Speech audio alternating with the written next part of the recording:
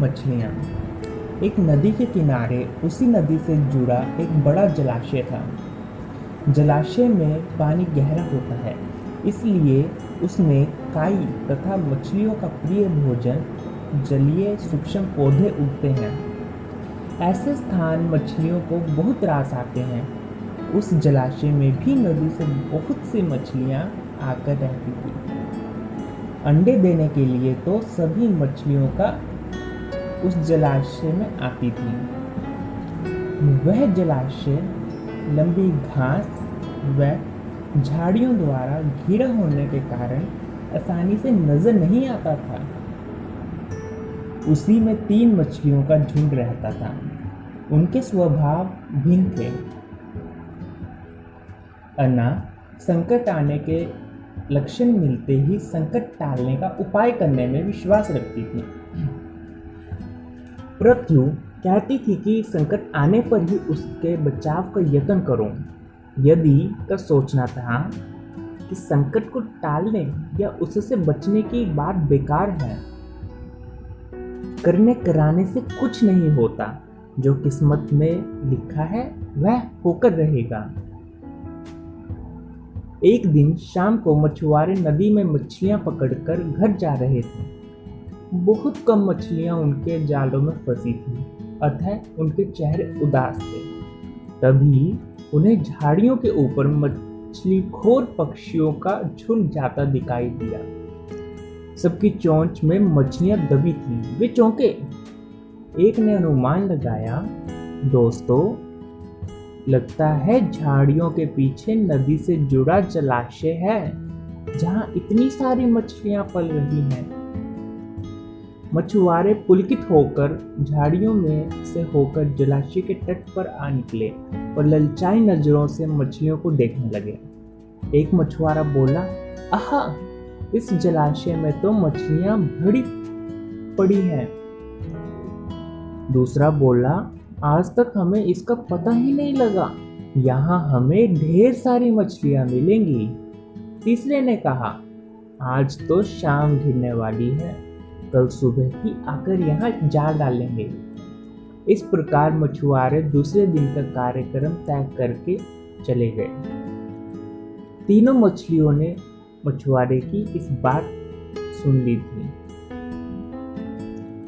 अन्ना मछली ने कहा, साथियों, तुमने मछुआरे की बात सुन ली। अब हमारा यहाँ रहना खतरे से खाली नहीं है। खतरे की सूचना हमें मिल गई है। समय रहते अपने जीवन बचाने का उपाय करना चाहिए। मैं तो अभी ही इस जलाशय को छोड़कर नहर के रास्ते नदी में जा रही हूँ। उसके बाद मछुआरे सुबह आए, जाल फेंके मेरी बला से। तब तक तो मैं दूर अटखेलियां कर रही होंगी। प्रत्यय मछली बोली, तुम्हें जाना है तो जाओ, मैं तो नहीं जा रही। अभी खतरा आया कहाँ है जो इतना घबराने की जरूरत है। हो सकता है संकट आए ही ना। उन मछुआरों का यहाँ आने का कार्यक्रम रद्द हो सकता है। हो सकता है रात को उनके जाल चूहे कुतर जाएं। हो सकता है उनकी बस्ती में आग लग जाए। भूचाल आकर उनके गांव को नष्ट कर सकता है, या रात को मूसलाधार वर्षा आ सकती है और बाढ़ में उनका गांव बह सकता है।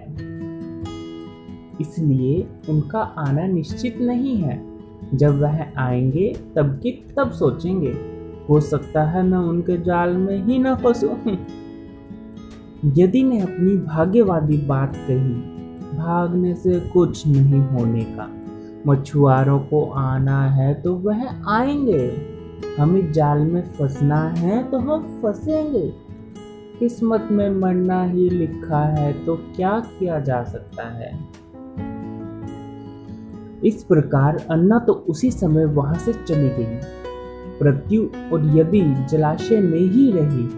भोर हुई तो मछुआरे अपने जाल को लेकर आए और लगे जलाशय में जाल फेंकने और मछलियां पकड़ने।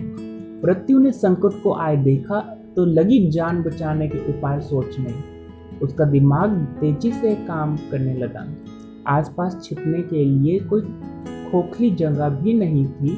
तभी उसे याद आया कि उस जलाशय में काफी दिनों से एक मरे हुए ऊदबिलाव की लाश तैर रही है। वह उसके बचाव के काम आ सकती है। जल्दी ही उसे वह लाश मिल गई। लाश सड़ने लगी थी। मृत्यु लाश के पेट में घुस गई तो सड़ती लाश की सुगंध सड़हंद अपने ऊपर लपेट कर बाहर निकली।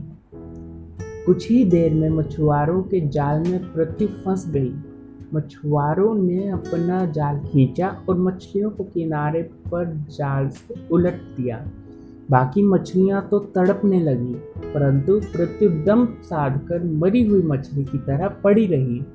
मछुआरों को सड़हंद का भभका लगा तो मछलियों को देखने लगा। उसने निश्चल पड़ी मृत्यु को उठाया और सूंघा।